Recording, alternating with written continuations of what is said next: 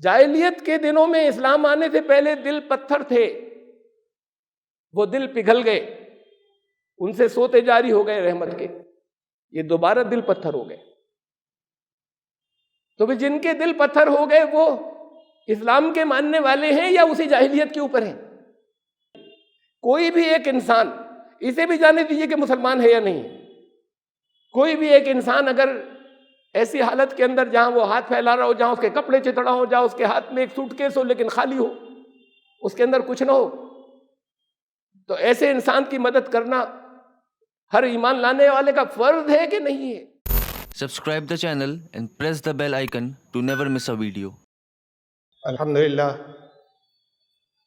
الحمدللہ الذي له حمدا كثيرا كما امر واشهد ان لا اله الا الله وحده لا شريك له واشهد ان سيدنا ونبينا مولانا محمدا عبده ورسوله۔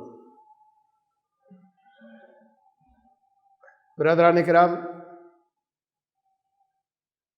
رحمت للعالمین صلی اللہ علیہ وسلم کی پیدائش کے مہینے کا یہ آخری جمعہ ہے، کمپیشن منتھ کا آخری جمعہ۔ سب سے بڑی رحمت جو اللہ کی طرف سے نازل ہوئی دنیا میں، رحمت للعالمین کی معرفت آئی ہو، اور وہ قرآن ہے۔ دنیا والوں سے رحمت کا سلیقہ، رحمت کے سلوک کا سلیقہ اور اس کے آداب قرآن نے دیے اور محمد صلی اللہ علیہ وسلم نے دیے۔ بہت سے مقامات کے اوپر اسے قرآن نے کہا کہ یہ رحمت ہے، متعدد جگہوں پر یہ اللہ کی رحمت ہے تمہارے لیے۔ قل بفضل اللہ وبرحمتہ فبذلک فلیفرحوا، کہہ دو کہ یہ اللہ کا فضل ہے اور اس کی رحمت سے ہوا اس قرآن کا نزول، اور اس کے نزول پر خوشیاں مناؤ۔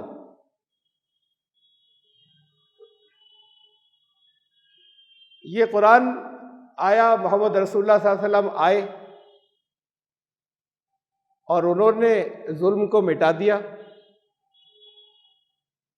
لوگوں کے مزاج بدل گئے اور رحمت عام کر دی۔ قرآن عربی میں تھا اور دنیا کے بڑے حصے کی زبانیں الگ الگ تھیں، لوگوں نے اس کے ترجمے کیے، ٹرانسلیشنز، تفسیریں کی، تاکہ قرآن کا مطلب جگہ جگہ پہنچ جائے۔ لیکن ترجمے اور تفسیریں کرنے والوں میں سب سے پہلا ترجمہ جو قرآن کا ہوا وہ یونانی زبان میں تھا، غیر مسلموں نے کیا۔ اس کے تقریباً، اس گریک ٹرانسلیشن کے تقریباً ساتھ ساتھ پھر لاطینی زبان میں ہوا، لیٹن میں۔ لگ بھگ اسی پیریڈ میں پھر ایک ذرا سا بعد، اصل میں تو عربی میں کیا تھا انہوں نے، بلکہ اس کے 60-70 سال کے بعد پھر پہلا ٹرانسلیشن مسلم ورلڈ کے اندر، مسلمانوں کے پاس کسی مسلمان کے ذریعے کیا ہوا، وہ 60-70 سال بعد آیا، وہ تھا پرشین میں، فارسی میں۔ تفسیر تبری خود پرشین تھے۔ تفسیر تبری، تاریخ تبری، یہ دونوں سب سے پہلی تفسیر ہے اور سب سے پہلی تاریخ ہے۔ تو اس کا تفسیر تبری انہوں نے عربی میں لکھی تھی، پھر اس کا پرشین یا فارسی میں ٹرانسلیشن ہوا، ترجمہ ہوا۔ یعنی غیر مسلموں کے ترجمے شروع کرنے کے تقریباً 70-80 سال کے بعد، اس کے بعد ہمیں جتنی تاریخ ملتی ہے قرآن کے ٹرانسلیشنز کی، وہ سب غیر مسلموں کی ملتی ہے۔ مسلمان کئی سو سال بعد ان علاقوں میں جو مسلمانوں کے تھے یا مسلمانوں کی جو زبان بولی جاتی تھی، ان زبانوں میں ترجمے پھر کئی سو سال بعد ہوئے۔ جب یہ ترجمے شروع ہوئے مسلمان علاقوں کے اندر جو زبان بولی جاتی تھی، ان میں جب ٹرانسلیشن شروع ہوئے تو کم سے کم اس سے پہلے 1 درجن یورپین زبانوں میں ترجمے ہو چکے تھے۔ جرمن زبان میں ہو چکا تھا، فرینچ میں ہو چکا تھا، ڈچ زبان کے اندر ہو چکا تھا، اٹالین کے اندر ہو چکا تھا، رشین میں ترجمہ ہو چکا تھا، پولش میں ترجمہ ہو چکا تھا ٹرانسلیشن۔ یہ سب غیر مسلم کر رہے ہیں۔ یہ زندہ قومیں کیا کرتی ہیں کہ وہ اب ان کے اپنے مقاصد بھی ہوتے ہیں، اس کے پیچھے مقصد ہوتا ہے وقت لگانے کا، اس لیے ان سارے ترجموں کو یا ٹرانسلیشنز کو بہت آتھینٹک نہیں مانا جاتا، مستند نہیں مانا جاتا، وہ جو ہوتے رہے۔ اس کے انگلش ٹرانسلیشنز کے اندر اردو کا جو ٹرانسلیشن ہے سب سے پہلا شاہ عبد القادر صاحب نے کیا، یہ عیسوی کے حساب سے 18ویں صدی عیسوی میں پہلی مرتبہ پہلا اردو کا ٹرانسلیشن آیا سامنے۔ اس کی ایک وجہ تو یہ بھی تھی کہ اردو بعد کو ڈیولپ ہونے والی زبانوں میں تھی، ابھی ڈیولپ ہو رہی تھی، اور زیادہ بڑی وجہ یہ تھی کہ اردو اسپیکنگ پبلک، اس میں سب سے زیادہ پروگریسو جو تھے وہ ایرانی تھے، پرشین۔ یہ آپ کو جتنے محدثین ہیں، جتنے مشہور محدثین ہیں، حدیث کے امام، سارے کے سارے ایرانی ہیں۔ پھر اور یہ پہلی تاریخ، پہلی یہ تفسیر، یہ ساری خدمات جو ہیں یہ ایرانیوں کی۔ پہلی اردو تفسیر یہ اردو اسپیکنگ پبلک ہمارے علاقے کی، یہ میں نے آپ کو بتایا شاہ عبد القادر رحمۃ اللہ علیہ نے کیا، یہ شاہ ولی اللہ رحمۃ اللہ علیہ کے پوتے تھے، شاہ عبد العزیز رحمۃ اللہ علیہ کے صاحبزادے۔ تو ایک وجہ یہ بھی تھی کہ مسلمانوں کو برداشت نہیں تھی قرآن کا ترجمہ، اللہ کے کلام کا ترجمہ، ٹرانسلیشن، یہ اردو اسپیکنگ مسلمانوں کو اس کی برداشت نہیں تھی، تو ایسا جیسے کوئی کفر کر رہا ہے، قرآن کے ساتھ کھلواڑ کر رہا ہے۔ نے قرآن ان لوگوں تک پہنچانا جن کی زبان عربی نہیں ہے، ان میں مسلمان بھی ہیں کہ وہ اس کو عربی کے بجائے وہ اس کا ترجمہ بھی سمجھ سکیں، یہ ان کے نزدیک کفر تھا۔ یا قرآن ان لوگوں کو پہنچنا، قرآن کا صحیح ترجمہ جو غیر مسلم ہیں، تاکہ وہ اللہ کے کلام سے واقف ہو سکیں، یہ بھی ان کی نظر میں کفر تھا، بس عربی میں ہونا چاہیے۔ اس کی بڑی مخالفت ہوئی تھی اس ترجمے کی۔ بہرحال اس کے بعد پھر ایک دور شروع ہوا، اس کے کافی عرصے کے بعد اگلے ترجمے آئے۔ انگریزی کے ترجمے انگلش ٹرانسلیشن شروع ہوئے تھے، جو ہمیں پہلا ملتا ہے وہ فرانسیسی میں، فرینچ میں پہلے ہوا تھا، اس سے انگلش ٹرانسلیشن اس سے ہوا پہلا 11ویں صدی عیسوی کے اندر، 11ویں سینچری کے اندر، یوں سمجھ لی 6 صدی ہجری کے اندر، نبی اکرم صلی اللہ علیہ وسلم کے 500 ساڑھے 500 سال کے بعد۔ اور یہ سارے غیر مسلم ہیں جو کر رہے ہیں انگلش میں بھی، یہاں تک کہ یہ انگلش ٹرانسلیشن جو ہے یہ تقریباً 20ویں صدی تک آ گئے، پچھلی لاسٹ سینچری تک۔ پہلے مسلم ٹرانسلیٹر جو تھے اس کے اندر، ان سارے ٹرانسلیشنز کے اندر اپنے اپنے ان کے کچھ غلطیاں بھی ہیں، کچھ ڈیزائنز بھی ہیں، ہم سب کو بدنیت نہیں کہہ سکتے، لیکن جو تفصیلات سے بہت زیادہ واقف دین کی نہیں ہیں، تو ٹرانسلیشن میں ان سے اگر نیت ٹھیک ہو تب بھی غلطیاں ہو سکتی ہیں، اس لیے کہ عربی زبان کے ایک ایک لفظ کے بہت سے معنی ہوتے ہیں، اس کو کس جگہ کیا اسلوب ہے اور کیا اختیار کیا جائے، اسے جو مسلمان ہے اور اچھی واقفیت دسترس رکھتا ہے کچھ اور علوم کے اوپر وہ کر سکتا ہے۔ تو پہلا ٹرانسلیشن جو سامنے آ رہا ہے، تقریباً پہلا فل ٹرانسلیشن قرآن شریف کا انگریزی زبان میں، وہ ایک لاہوری قادیانی ہے محمد علی صاحب، انہوں نے کیا۔ اور اس کے کچھ دنوں کے بعد اب بہت اچھا ٹرانسلیشن مانا جاتا ہے، ہمارے یہاں کے تو بہت سے مفسرین اس سے فائدہ اٹھاتے، نام نہیں لیتے ان کا، کہ وہ نام لینے سے لوگ بھڑک جائیں گے۔ انگلش کے 2 ٹرانسلیٹرز انہوں نے نام لیے ہیں، جو سب سے مشہور انگلش کے ٹرانسلیشن مسلمانوں میں، اور مسلمانوں میں مسلم ٹرانسلیٹرز میں سب سے پہلے ہیں انگریزی کے ٹرانسلیٹرز، پکتھال اور عبداللہ یوسف علی۔ یہ پکتھال جو تھے، محمد ماربڈیوک پکتھال، ایک عیسائی پادری کے بیٹے تھے، انگلینڈ میں پیدا ہوئے اور پھر انہوں نے اسلام قبول کیا تھا، اور پھر انہوں نے ٹرانسلیشن کیا، بہت اچھا، بڑا آتھینٹک ٹرانسلیشن، 1930 میں آیا ہے۔ اور یہ ٹرانسلیشن محمد علی لاہوری صاحب کا یہ پہلے آ چکا تھا۔ اور پھر دوسرا جو انگلش ٹرانسلیشن سامنے آیا وہ عبداللہ یوسف علی صاحب کا ہے۔ عبداللہ یوسف علی صاحب کے ٹرانسلیشن کو اللہ نے بہت مقبولیت دی، دنیا میں اس وقت سب سے زیادہ شائع ہونے والا اور چھپنے والا، پبلش ہونے والا، پھیلنے والا ٹرانسلیشن ساری، اگر ہر لینگویج کو گن لیں، ٹرانسلیشن کی بھی بات کر رہا ہوں، اوریجنل عربی ٹیکسٹ کی نہیں، تو دنیا میں سب سے زیادہ چھپنے اور شائع ہونے والا اور تقسیم کیا جانے والا ٹرانسلیشن جو ہے وہ عبداللہ یوسف علی کا ہے. اللہ نے بہت اسے قبول عام بخشا.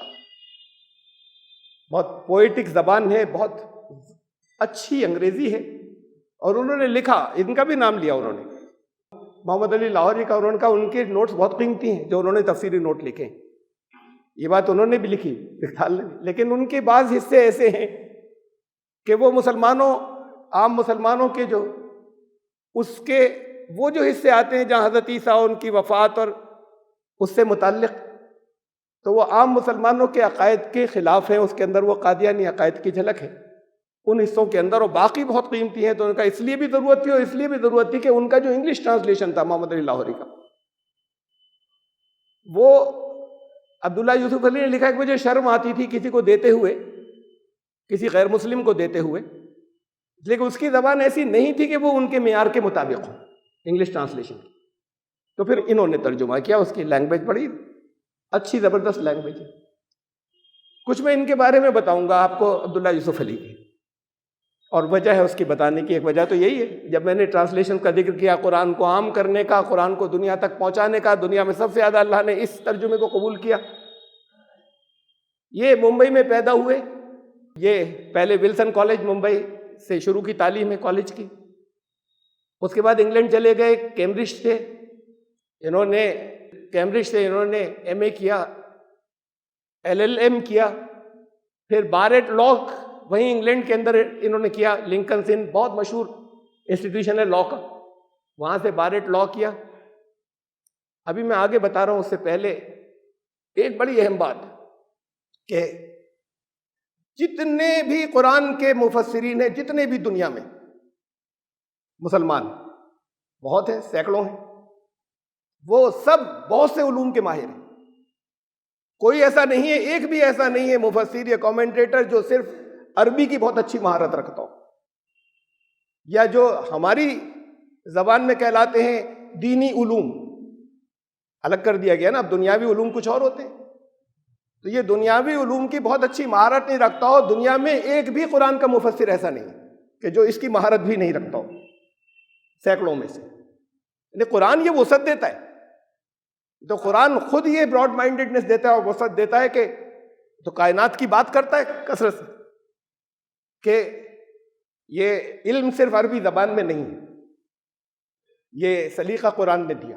اور اس کی وجہ سے یہ میں نے ایسے ہی جو مفسرین نہیں ہیں، ٹرانسلیٹرز ہیں، ان میں سے گنتی کے چند ہیں جنہیں یہ کہہ سکتے ہیں جو آج دنیاوی علوم کہلاتے ہیں کہ وہ کوئی بہت زیادہ اس کے ماہر نہیں تھے، باقی بہت سے علوم کے ماہر تھے، ایک کے نہیں، صرف عربی زبان کے.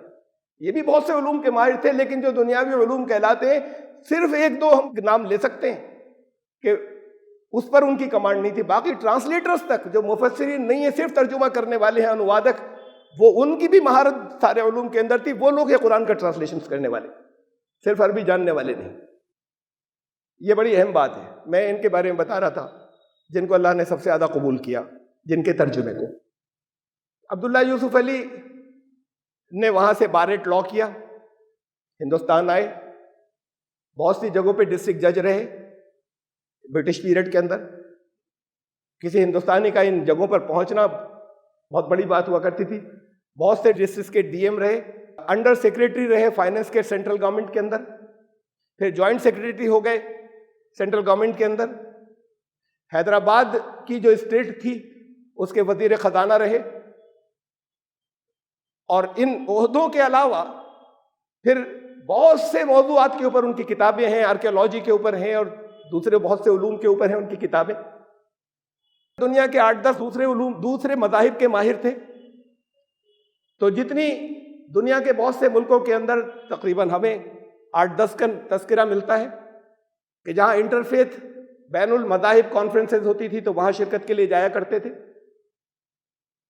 1928 کے اندر لیگ آف نیشنز، یہ اقوام متحدہ کہلاتی ہے نا، UNO، اس سے پہلے ایک لیگ آف نیشنز بنی تھی، پھر وہ فیل ہو گئی تھی. اب اس کے بعد پھر UNO دوبارہ بنی کچھ عرصے کے بعد. تو وہ لیگ آف نیشنز کے اندر انڈین ڈیلیگیشن جو گیا تھا, اس انڈین ڈیلیگیشن کے ایک ڈیلیگیٹ تھے عبداللہ یوسف علی, اور پتہ نہیں کتنی کانفرنسز اور کتنے بڑے بڑے جو ہندوستانی علوم کے جو ادارے تھے ان کے صدر تھے یا ان کے رہنما تھے.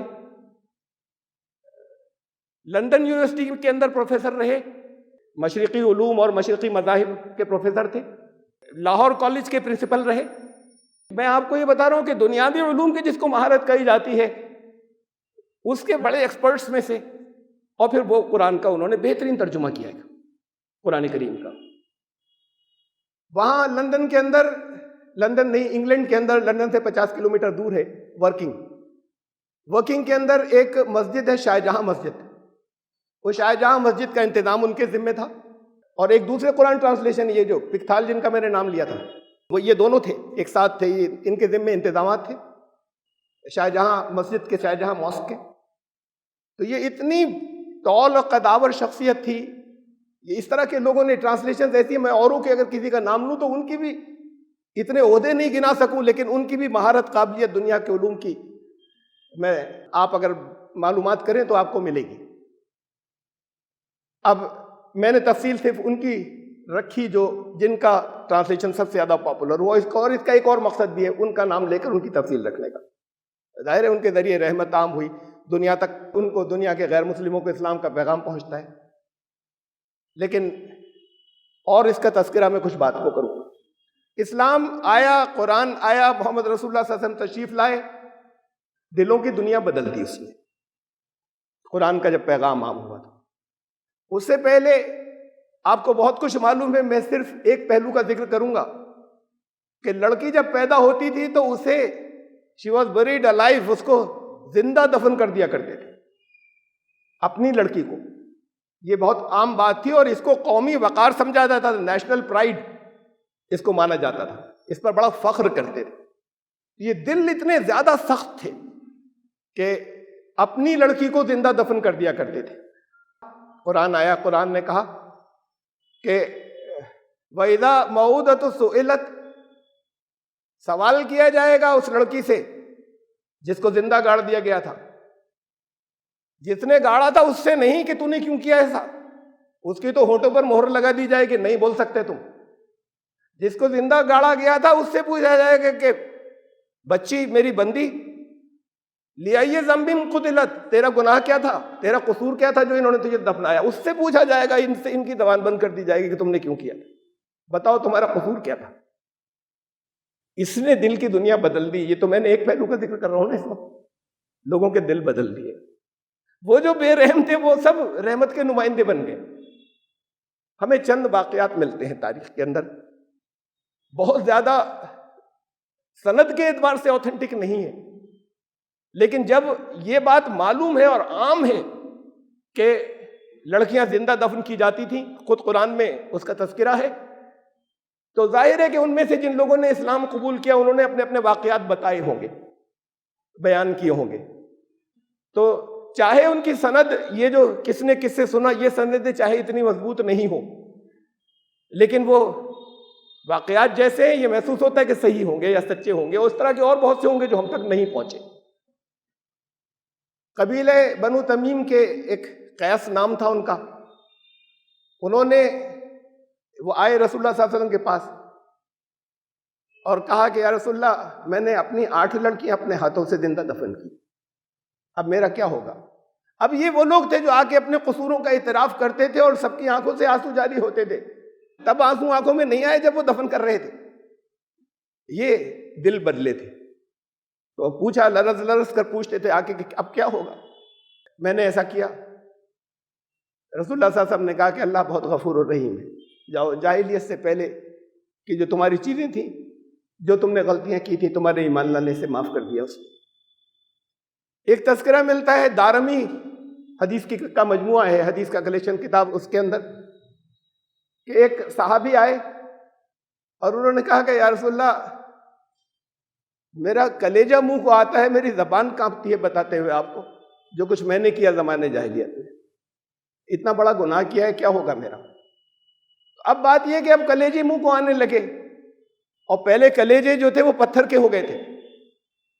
تو پوچھا رسول اللہ صلی اللہ علیہ وسلم نے کہ بتاؤ کیا بات ہے، کون سا ایسا بڑا گناہ ہے؟ تو انہوں نے کہا کہ یا رسول اللہ میری ایک لڑکی تھی، اور یہی کیا کرتے تھے کہ جب فوراً نہیں دفن کرتے تھے، جب وہ 5-6 سال کی ہو جاتی تھی لڑکی تب اس کو بڑے اچھے اچھے کپڑے پہناتے تھے، اس کو سجاتے تھے، اچھے اچھے کپڑے پہناتے تھے جیسے کسی میلے میں لے کے جا رہے ہوں، اور پھر لے جا کر کوئی ریگستان کے اندر کوئی گریو اور گڈھا ہو یا قبر کھود کے اس کے اندر دھکا دے دیتے تھے۔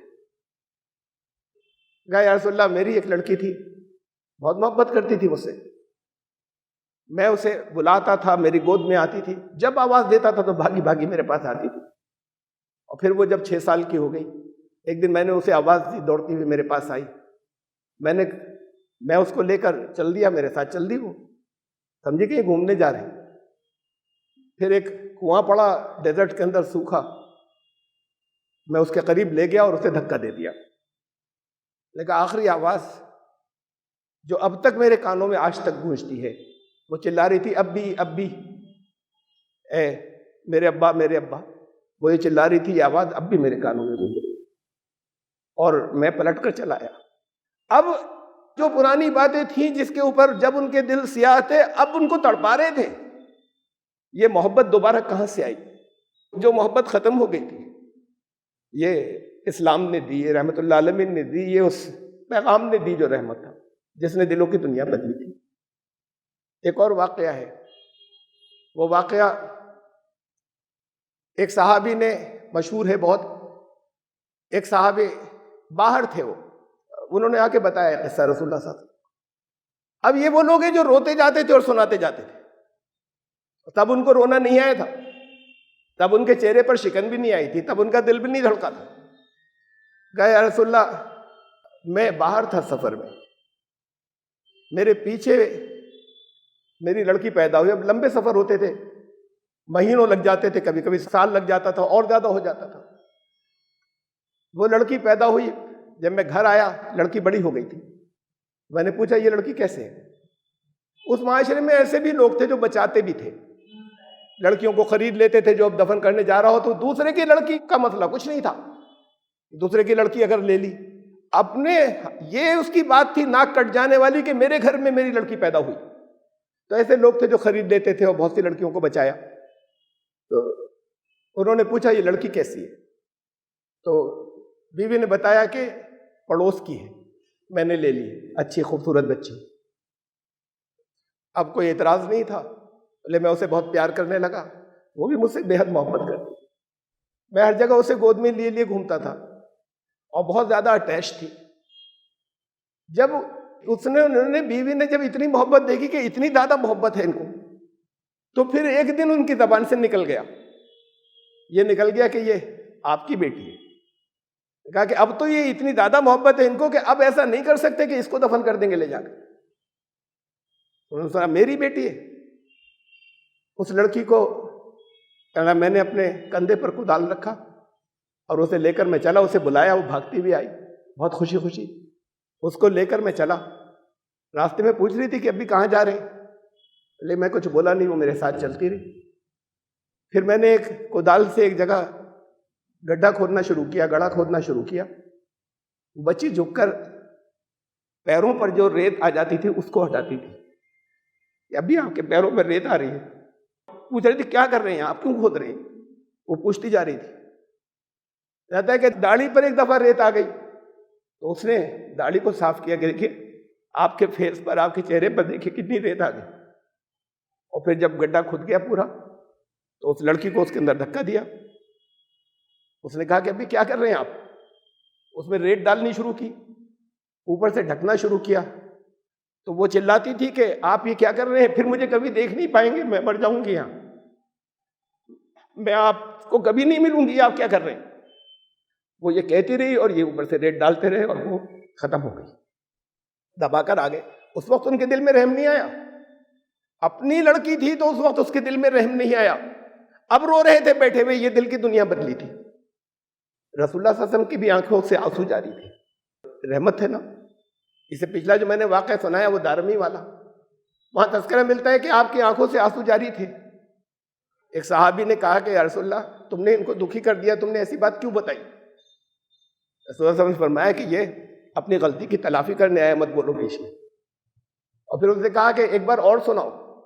پھر رونے لگے، پوری داڑھی تر ہو گئی. اور اس کے بعد کہا کہ جاؤ آگے سے اپنے عمل شروع کرو، یہ پچھلے عمل تمہارے ایمان کی وجہ سے اللہ نے معاف کر دیے. یہ بھی روتے جاتے تھے، بتاتے جاتے تھے. تو یہ کیا ہوا تھا؟ وہ یہ مزاج بدلا تھا، یہ دل بدلے تھے لوگوں. یہ ایسے ہی نہیں تھے خالی نمازیں پڑھنے والے. قرآن جب آیا تو قرآن نے ان چیزوں، یہ نمازوں کا ذکر بہت بات کو کیا. 13 سال کے بعد نمازیں فرض کی، روزے تھے، یہ تو بہت بات کو ہوا ہے. یتیموں، مظلوموں، جو مسکینوں، ان کو کھانا کھلانا، بھوکے، غریب، کمزوروں، یہ بڑا پڑا ہے قرآن. یہ ساری چیزیں جو ہیں وہ آتی نہیں. پہلے تو یہ ذہنی تربیت تھی، یہ شریعت اور اس پر عمل کرنا، یہ سب چیزیں تو 13 سال بعد آئیں، 14 سال کے بعد آئیں. یہ قرآن نے یہ مزاج دیا تھا، یہ تبدیلی آئی تھی. کفر میں جب تھے تو دل سخت تھے، ایمان میں آئے دل پگھل گئے. یہ رحمت آئی تھی. وقت اور گزرا، پھر وہ دور آیا جب مسلمان تو بہت تھے دنیا میں جو کہلاتے تھے مسلمان، وہ ایمان والے تھے یا نہیں تھے فیصلہ اللہ کیا ہوگا، لیکن ان کے عمل کیسے تھے اور اب کیسے ہیں. میں ایک واقعہ آپ کو سناتا ہوں بڑی تفصیل سے. میں نے عبداللہ یوسف علی کے بارے میں بتایا نا آپ کو، بہترین مفسر، دنیا کے بہت سے بڑے بڑے عہدوں کے اوپر فائز ہونے والا، بے پناہ قابل آدمی، دنیا کے بہت سے علوم کا ماہر. میں پھر اس جملے کو شاید چوتھی بار دوہرا رہا ہوں کہ اللہ نے ان کا ترجمہ دنیا میں سب سے زیادہ قبول کیا. 80 سال کے تھے وہ، انگلینڈ گئے ہوئے تھے، انگلینڈ میں تھے اس وقت. ان کو کسی کو نہیں معلوم ان ہاتھوں کیسے پہنچے، بروک ہو گئے تھے، تلاش کچھ نہیں تھا ان کے پاس. لوگوں کو نہیں معلوم کہ اس حالت کو کیسے پہنچے. یہ تو چیزیں بات کو معلوم ہوئی، تفصیلات نہیں پتا. وہاں پر نہیں پتا جہاں پر وہ مسجدوں کے انتظام دیکھتے تھے. اپنے علاقے میں لوگوں کو نہیں معلوم، مسلمان تو تھے نا، ان مسجدوں میں نماز پڑھنے آتے تھے. نیشنلٹی انہوں نے پاکستانی لے لی تھی. اتنے بڑے آدمی تھے کہ پاکستانی گورنمنٹ کیا، پاکستانی سفیر ہر ایک جانتا تھا. ان کو لندن کے اندر ٹریفل اسکوائر ہے، وہاں پر یہ بات کو کچھ مختلف لوگوں نے کہ اچھا یہ تو ہاتھ پھیلا کر روٹی مانگ رہے تھے لوگوں سے. وہاں سے اسکوائر کے اوپر، لندن کے اسکوائر کے اوپر کھڑے ہوئے، کپڑے چتھڑا تھے، ایک سوٹ کیس تھا ان کے پاس. بعد کو سوٹ کیس کو دیکھا گیا تو اس میں کچھ نہیں تھا، ایک ڈھیلا بھی نہیں تھا، خالی سوٹ کیس لیے گھوم رہے تھے. ان کے یہ ایک درمیان میں کسی نے بتایا لوگوں نے کہ جب پہچانا یا بات ہوئی تو کہ ان کو تو ہم نے وہاں پر ہاتھ پھیلا کے روٹی مانگتے ہوئے، کھانا مانگتے ہوئے، بھیک مانگتے ہوئے دیکھا تھا. پھر اس کے کچھ دنوں کے بعد اس واقعے کے، یہ تو روایت سے ایک معلوم ہوا جو لوگوں نے بتایا، ان کو دیکھا گیا کہ وہاں وہی ویسٹ منسٹر کی لندن کے پاس میں ہے، لندن ہی کے اندر ہے. وہاں پر ایک کسی کے گھر کی سیڑھیوں کے باہر، دسمبر کی رات تھی، اس سال سردی بہت زیادہ تھی، وہاں کی سردی خون جما دینے والی. اس میں کسی کی سیڑھیوں کے باہر بیٹھے ہوئے تھے اور وہ بھی کپڑے بالکل چتڑا تھے. ایسے باہر اتنی سخت سردی کے اندر بیٹھے دیکھا تو پھر وہ جو ان کے سرکاری ادارے ہیں، ان کے کوئی جو لوگ گھومتے تھے، انہوں نے دیکھا تو انہوں نے لے کر دیکھا کہ بیمار سا لگتا ہے آدمی، اور بیمار تو اچھا بھلا آدمی مر جائے گا وہاں اتنی سخت سردی میں اگر باہر بیٹھا ہوگا. ان کو لے جا کے ہاسپٹل میں داخل کرایا. وہ لندن سوسائٹی کا ہاسپٹل تھا، اس کے اندر ان کو ایڈمٹ کرایا گیا. ان لوگوں نے ایک دن کچھ دوا ووا دے کر فارغ کر دیا. پھر لندن سوسائٹی ہی کے ذریعے ایک اولڈ ایج ہوم چلایا جاتا غریبوں کے لیے. تو گورنمنٹ نے ان کو پھر جب انہوں نے ہاسپٹل والوں نے دوائیں دے کر چھوڑ دیا تو اس میں داخل کر دیا گیا اولڈ ایج ہوم میں. یہ 8-9 دسمبر کی بات ہے 1953 کی. وہاں سے ایک ہی دن رہے ہوں گے اولڈ ایج ہوم کے اندر. پھر دوبارہ طبیعت خراب ہوئی، ان کو پھر ہاسپٹل بھیجا گیا. ہاسپٹل میں 3 گھنٹے جیے اور اس کے بعد پھر وہ وہاں پہنچ گئے جہاں ان کے لیے بہت نعمتیں ہیں، جس کے لیے انہوں نے انتظام کیا تھا، جہاں ان کے لیے بہت بلڈنگیں ہیں. اب یہ کہ ان کو اس حالت میں بات اس کی کر رہا ہوں کہ ان کی یہ حالت ہو گئی، کیوں ہو گئی، کیسے ہو گئی، درمیان کی باتیں نہیں معلوم. یہ تفصیلات پاکستانی ایمبیسڈر نے پاکستانی پرائم منسٹر کو لکھی تھی، اس سے معلوم ہوا. یہ تفصیلات ریٹن میں بھیجی تھی. ان کے بارے میں کیوں نہیں معلوم تھا وہاں کے مسلمانوں کو؟ دفن وہیں کیے گئے. اس سے 8 کلومیٹر دور پر ایک سیمیٹری قبرستان ہے، مسلمانوں کا قبرستان، جس مسجد کا انتظام ورکنگ کے اندر ان کے ذمے تھا. اس سے 8 کلومیٹر دور ایک قبرستان ہے، اس قبرستان کے اندر ان کو دفن کیا گیا.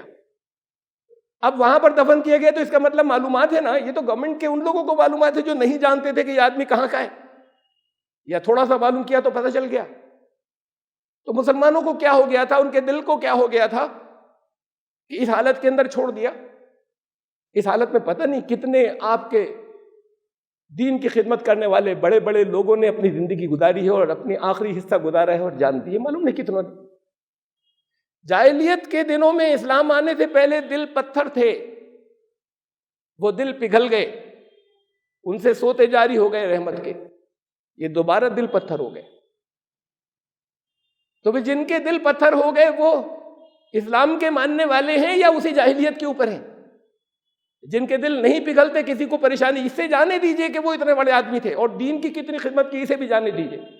کوئی بھی ایک انسان، اسے بھی جانے دیجئے کہ مسلمان ہے یا نہیں. کوئی بھی ایک انسان اگر ایسی حالت کے اندر جہاں وہ ہاتھ پھیلا رہا ہو، جہاں اس کے کپڑے چتڑا ہو، جہاں اس کے ہاتھ میں ایک سوٹ کیس ہو لیکن خالی ہو، اس کے اندر کچھ نہ ہو، تو ایسے انسان کی مدد کرنا ہر ایمان لانے والے کا فرض ہے کہ نہیں ہے؟ بات صرف مسلمان کی نہیں ہو رہی، اور بات صرف اس کی نہیں ہو رہی کہ وہ ان کی اسلام کے لیے خدمات بہت ہیں. بہت سی اور خدمات ہیں جو میں نے یہاں پر نہیں بیان کی، جو مجھے معلوم ہے، سب مجھے یاد بھی نہیں. یہ فرق واقع ہوا ہے. اب اس کو ریوائیو کرنے کی ضرورت ہے. میں اس مہینے کے اس آخری خطبے میں یہ بات عرض کر رہا ہوں، اس کو دوبارہ زندہ کرنے کی ضرورت ہے. وہ لوگ جو کہتے ہیں کہ نہیں یہ مت کریے، یہ تو آ جائے گی رحمت، سال بھر آ جائے گی ہر ایک کے دلوں میں، لیکن حالات جو مجھے یہ معلوم ہے کہ جن لوگوں نے اس مہینے کے اندر نکل کر رحمت کے کام کیے، میں گواہ ہوں اس کا، اپنے لیے بتا رہا ہوں کہ میرے اندر چینج آیا، مجھے محسوس ہوتا ہے، اس لیے کہ نکل کر روزانہ کچھ کیا. اور مجھے بہت سے لوگوں نے بتایا، یہ میری بات نہیں ہو رہی کہ میں اپنی کوئی تعریف نہیں کر رہا یہاں، یہ مجھے بہت سے لوگوں نے بتایا آ کے کہ ہمیں اپنے اندر پرماننٹ چینج محسوس ہو رہا ہے، پرماننٹ تبدیلی محسوس ہو رہی ہے. اور بہتوں نے نہیں بتایا ہوگا، انہیں محسوس ہو رہی ہوگی. تو ایک چینج ایک مہینے کے اندر تقریباً ایک پائیدار چینج آیا. اللہ کرے کہ یہ تبدیلی جو ہے یہ ہلکی نہیں ہوتی چلی جائے، اور وہ جو کچھ آپ کرتے رہے تھے اسے آگے بھی کچھ جاری رکھ سکیں. پھر کمک آتی ہے، جیسے رمضان آتا ہے نا، اب رمضان میں کچھ جذبے بڑھ جاتے ہیں، رمضان ختم ہوتے ہی خالی ہو جاتے ہیں، پھر اگلے رمضان میں شروع ہوتے ہیں. یہ نمازوں کے بارے میں قرآن نے یہ کہا کہ تم نے دیکھا دین کو جھٹلانے والوں کو دیکھا تم نے کبھی؟ ارائیت الذی یکذب بالدین فذلک الذی یدعو الیتیم. دین کو جھٹلانے والا وہ نہیں ہے جو کلمے کا انکار کرتا ہے، دین کو جھٹلانے والا وہ نہیں ہے کہ جو نمازیں نہیں پڑھتا، دین کو جھٹلانے والا وہ ہے جو یتیم کو دھکے دیتا ہے، بے سہارا کو دھکے دیتا ہے. ولا یعز علی طعام المسکین. جن کی زندگی ٹھہر گئی وہ ان کے لیے کوئی ارینجمنٹ کی بات نہیں سوچتا، جن کا ایک وقت کے کھانے سے کام نہیں چلے گا، ان کے لیے کوئی انتظام کی بات پر غور نہیں کرتا، ایک سسٹم کی بات نہیں کرتا. وہ ہے دین کو جھٹلانے والا. تم نے قرآن کہہ رہا ہے، اس میں کوئی میرے فتوے کی بات نہیں. فویل للمصلین. یہ نمازیں پڑھتے ہیں، ان کی نمازیں بیکار سکتی جو لوگ یہ کرتے ہیں. ہم عن صلاتہم ساہون. یہ اپنی نمازوں کے مقصد سے غافل ہیں، انہیں معلوم نہیں کہ نمازیں جو ہیں وہ دل کیسا کر دیتی ہیں. تو پھر وہ نمازیں نہیں ہیں جس نے دل کی دنیا نہیں بدلی، جنہوں نے دلوں کو نرم نہیں کیا. قرآن کہہ رہا ہے کہ جو لوگ یہ کرتے ہیں، جن کے دل ایسے سخت ہو جاتے ہیں، الذین ھم یراؤن. ریاکاری کرتے ہیں، دکھاوے کی نمازیں پڑھتے ہیں. ویمنعون الماعون. چھوٹی چھوٹی سی چیزیں لوگوں کو دینے سے منع کر دیتے ہیں. ذرا ذرا یہ دل ایسے ہو جاتے ہیں جس میں ان کا کوئی نقصان نہیں. وہ تک بات تو یہ ہے کہ جو یا وہ لوگ تھے کہ جو خود بھوکے رہ جاتے تھے اور ہاتھ کسی نے سائل نے سوال کیا، دن بھر روزہ ہے، پورے دن روزہ ہے، اور آواز آئی سائل کا سوال تو جو رکھا تھا اٹھا کر دے دیا. یا ام المومنین آپ کیا کھائیں گی؟ بات تو اس کی کہ اس نے سوال کیا اس وقت، ابھی شام میں بہت دیر ہے، اللہ جانتا ہے، اللہ مالک ہے کیا کھائیں گے. نوٹ بہت سے نہیں تھے کہ بازار سے کچھ اور فوراً ابھی منگا لیں گے، چکن وکن تندوری منگا کچا ہی منگا لیں گے اور اسے ہم بھون لیں گے. تو کچھ نہیں، اب کوئی انتظام نہیں ہے، اس کی پرواہ جو نہیں کیا کرتے تھے. تو اب یہ ہے کہ چھوٹی چھوٹی چیزیں دینے پہ دل تنگ ہوتا ہے. تو اگر یہ ہو گیا تو پھر نمازیں نہیں ہو رہی. قرآن کہہ رہا ہے ریاکاری ہے، دکھاوے کی ہیں، وہ دوسروں کو دکھا رہے کہ ہم نمازی ہیں. تو ایمان بچتا ہے. پھر ہمارے ایسے روزوں کا ہوتا ہے، رمضان ختم، دل کی دنیا واپس. کچھ چیزیں ہیں کہ یہ کریں گے یہ کریں گے، خرچ کرتے ہیں لوگ، ختم رمضان ختم، پھر وہ بھی ختم. لیکن یہ جو ہے جب عملی اس کو، یہ جو روٹ جو اس کے مقصد تھے نماز کے، جو روزے کے مقصد تھے، اصل دین کی تعمیر، یہ تو ارکان تھے نا، ستون، پلرز. تو جو دین کی اصل عمارت تھی یہ اس کے حصے تھے، دلوں کا نرم ہونا اور دنیا والوں کے ساتھ میں محبت اور رحمت کا سلوک. یہ جو چیز ہے یہ اگر کریں گے یہ پرماننٹ ہو جاتی ہے. یہ ایسا نہیں ہوتا کہ مہینہ ختم اور کیفیت غائب، اگلے دن سے غائب. آپ میں سے بہت سے لوگ ہیں، میں جانتا ہوں یہاں پر، انہوں نے تجربہ کیا نا، غائب نہیں ہوئی، وہ آ گئی، دل کے اندر آ گئی. ہو سکتا ہے آگے فیڈ ہو جائے اگر آپ جاری نہیں رکھیں تو، لیکن رہے گی ابھی بہت دنوں. تو یہ پھر اب مہینہ تو گیا. مہینہ تو ایک بہانہ ہوتا ہے. مہینے کے اندر کوئی ہفتہ ہوا، کوئی لوگ مناتی ہیں نا، مختلف جماعتیں مناتی ہیں، نشہ بندی ویک منا رہے ہیں، یہ تو ایک بہانہ ہوتا ہے. یہ ہوتا ہے کہ کچھ ان دنوں میں کیمپین کر لی جائے اس عنوان سے. ایسے ہی ایک کچھ بہانے تھے جس کی وجہ سے کچھ کیمپین ہو گئی، لیکن اس کے اثرات بڑے مستقل سے ہیں. اللہ تعالیٰ انہیں جاری رکھے. وہ جاری رکھیں گے تو نہ صرف آپ کی دنیا بدلے گی بلکہ آپ کی ساکھ بدلے گی، آپ کی ریپوٹیشن بدلے گی.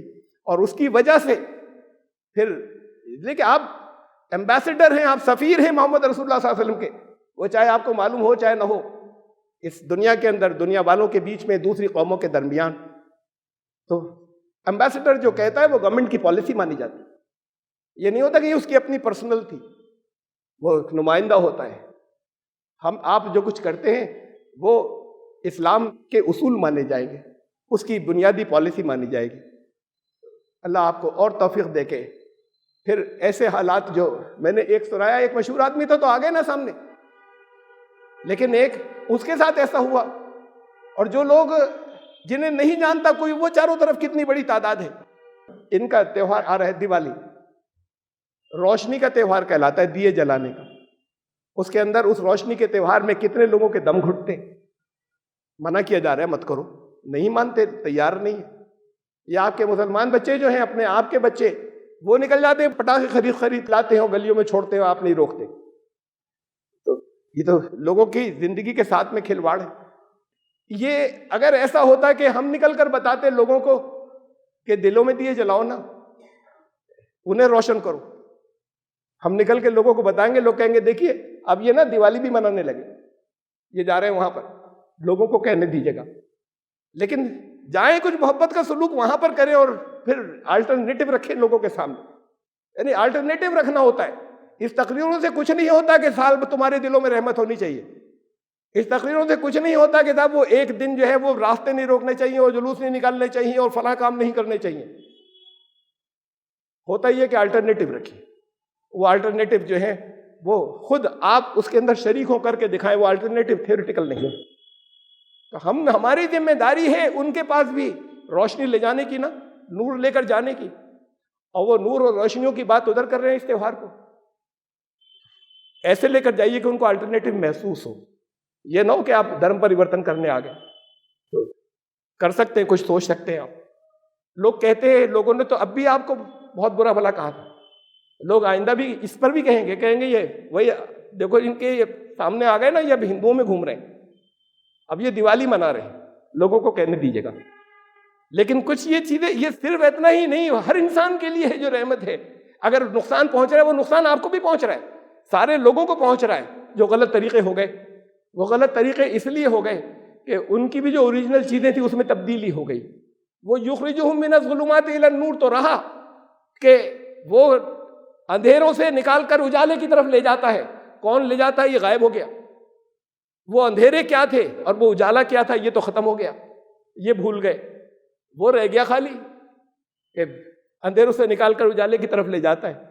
یہ آپ کا کام ہے، آپ اندھیروں سے نکال کر حقیقی اجالے کے اندر لے کر جائیں۔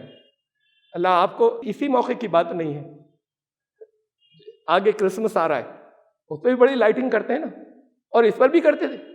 12 ربیع الاول کو مسلمان اپنے یہاں کرتے تھے جس کی جتنی حیثیت ہوتی تھی۔ تو اس سے دیکھیے کہ دلوں کے چراغ روشن ہوں، چاہے وہ مسلمان کسی شکل میں اس کو منانے لگے ہوں، اور چاہے ہندو منانے لگے ہوں، چاہے عیسائی منانے لگے ہوں، وہ اصل حقیقت، اصل روشنی جو ہے وہ تو آپ کو لے کر جانی ہے۔ یہ سب سے بڑی رحمت ہوگی، یہ آپ کے لیے سب سے بڑا رحمت کا کام ہوگا، اور اس سے خالی تھیوریٹیکل نہیں ہو، کچھ کریں گے انشاءاللہ آپ کے دل اور نرم ہوتے چلے جائیں گے۔ اللہ آپ کو اس کی توفیق عطا فرمائے۔ بارک اللہ لنا ولکم فی القرآن العظیم، انہ تعالی جواد کریم ملک